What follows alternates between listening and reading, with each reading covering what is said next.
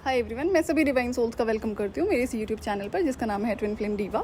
और जैसा कि आप मेरी स्टोरी को सुन रहे हैं, जितने भी रियल ट्विन फ्लेम्स हैं, और अगर कोई भी वीडियो आपने स्किप किया है तो वो आपको फ्यूचर में सुनना ही पड़ेगा अगर एनर्जी वर्क करना है तो, क्योंकि चीज़ें अगेन इंटरकनेक्टेड हैं और बिना स्टोरी के आप वो इनर वर्क कर भी नहीं पाओगे। तो इसलिए आपके लिए हर चीज़ मैंडेटरी है। सो मेरा ना एक सवाल है कि जैसा कि ये जो ट्विन फ्लेम है किस तरह की माइंड गेम्स खेलता था और मैंने सारी चीज़ें आप लोगों से शेयर करी हुई हैं वीडियो में अभी तक। और आई थिंक अभी बहुत सारी और चीज़ें मुझे शेयर करनी बाकी हैं। क्योंकि जब मैंने घर शिफ्ट किया है, जब ऑल ऑफ अ सडन मैं वहाँ उसकी नेबर बन गई और ये डिवाइन प्लान ही था। मतलब जो भी 10 साल में हुआ है ना, चाहे मुझे मेरा घर शिफ्ट करना हो, तो मुझे ये पता था कि मेरे लिए घर ना हमेशा डिवाइन ही ढूंढते हैं। क्योंकि वहाँ पर कार्मिक लेसन होता है सीखने के लिए। और अब जब कार्मिक लेसन्स बहुत सारे मैं कंप्लीट कर चुकी थी ना, तो उसके बाद में जो आदतें जिसको बोलते हैं ना चेंज करनी थी, तो जब मैं आदतें चेंज नहीं कर पा रही थी, कुछ ऐसे पैटर्न्स थे, हैबिट्स थे जो मैं करना भी चाहती ना तो नहीं कर पा रही थी। ऐसी सिचुएशंस क्रिएट हो रही थी। लेकिन फ्यूचर को ध्यान में रखते हुए मुझे पता था कि मुझे चेंज करना पड़ेगा, और तब भी मैंने कोशिश करी उसे करने की। लेकिन जब भी नहीं कर पा रही थी मैं, तो डिवाइन ने सिचुएशंस क्रिएट कर दी हैं। और कई सारी ऐसी आदतें थी जिनको मैं इंटेंशनली नहीं सीखना चाहती थी, नहीं चेंज करना चाहती थी, डिवाइन के बोलने के बाद भी नहीं करना चाहती थी। क्योंकि मुझे कभी उन चीज़ों की ज़रूरत नहीं पड़ी है। और दूसरा, जैसे कि मैंने अभी एक किसी वीडियो में आपसे शेयर किया था, एक एनर्जी वेम्पायर वाला जो सीन था कि इन्हें किसी भी कंडीशन में, सिचुएशन में तुम्हें एनर्जी नहीं देनी है, और फ्यूचर में ऐसी बहुत सारी सिचुएशंस होंगी जब सोल मिशन तुम्हें सर्व करना होगा। तो अगर तुम इस चीज़ पर कंट्रोल नहीं लगाओगी तो तुम्हारी एनर्जी टाइम टू टाइम बहुत ज़्यादा डिस्टर्ब होगी। और जिस हिसाब से मैं अपनी जर्नी में आगे बढ़ रही थी ना, बहुत सारी पावर्स एक्टिवेट हो चुकी थी। तो मुझे पता है कि अगर मुझे गुस्सा आया ना किसी भी इंसान पर, तो उसकी तो क्लास लगनी ही है, बहुत बुरा हो जाएगा फिर। लेकिन साथ साथ क्या होगा ना, वो इन्वायरमेंट को भी बहुत ज़्यादा अफेक्ट करता है। तो ये बात मुझे भी अच्छे से पता थी। तो इस चीज़ के पता होते हुए भी ना मैं नहीं कर पा रही थी, या फिर मैं करने को रेडी नहीं थी। वो जो आदतें मुझे चेंज करनी थी, जो लेसन्स मुझे इंटेंशनली अब डिवाइन सिखा रहे थे, ये बहुत बाद में हुआ है।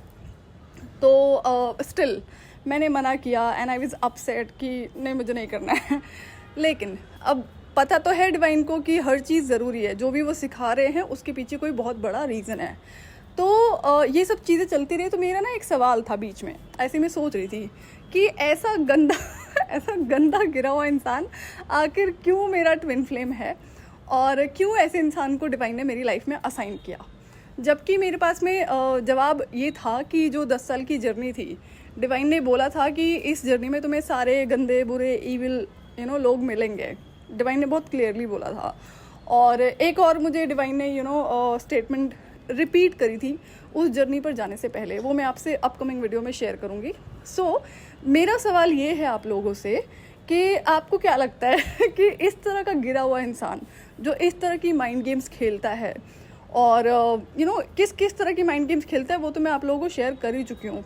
और क्या क्या कैसे कहाँ पर उसने झूठ बोले हैं, किस तरह से अपनी फेक इमेज को वो मेंटेन करता है दुनिया के सामने, सोसाइटी के सामने, एक्सट्रीमली गलत चीज़ों में इन्वॉल्व होते हुए भी, गलत होते हुए भी, लेकिन उसको सेम टाइम पे इमेज मेंटेन करनी होती है कि नहीं, वो तो बड़ा साफ़ सुथरा इंसान है, नीट एंड क्लीन इंसान है।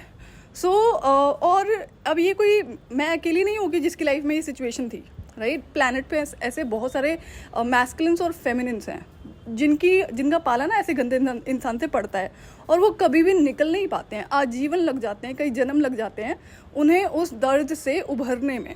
चीटिंग एक ऐसा एक इंसिडेंट है जहाँ से इंसान उभर नहीं पाता है। अब यहाँ चीटिंग तो मैं कह नहीं सकती क्योंकि मैं किसी रिलेशनशिप में नहीं थी, बट जिस तरह से मैं स्टक थी वो मैं ऑलरेडी शेयर कर चुकी हूँ। तो मैं चाहती हूँ कि आप लोग मुझे कमेंट करके बताओ कि आपको क्या लगता है। एक तो चलो वो रीज़न है ही कि जो कि मेरी 10 साल की जर्नी का पार्ट था, लेकिन आपको क्या कोई और रीज़न समझ में आता है कि इस तरह का इंसान क्यों मेरी लाइफ में असाइन हुआ। सो अगर आपने स्टोरी सुनी है तो मेरे हिसाब से आपके पास में जवाब होना चाहिए, और अगर नहीं सुनी है तो मेरी रिक्वेस्ट है एक बार जाओ सुनो। यहाँ पर अगेन आपसे मैं एक तरह की एक्सरसाइज ही करवा रही हूँ जो फ्यूचर में आपको करनी ही पड़ेगी इनर वर्क के टाइम पर। सो मैं वेट करूँगी कि जितने भी लोगों ने अभी तक स्टोरी सुनी है वो उनका क्या रिप्लाई होता है इस बात पर।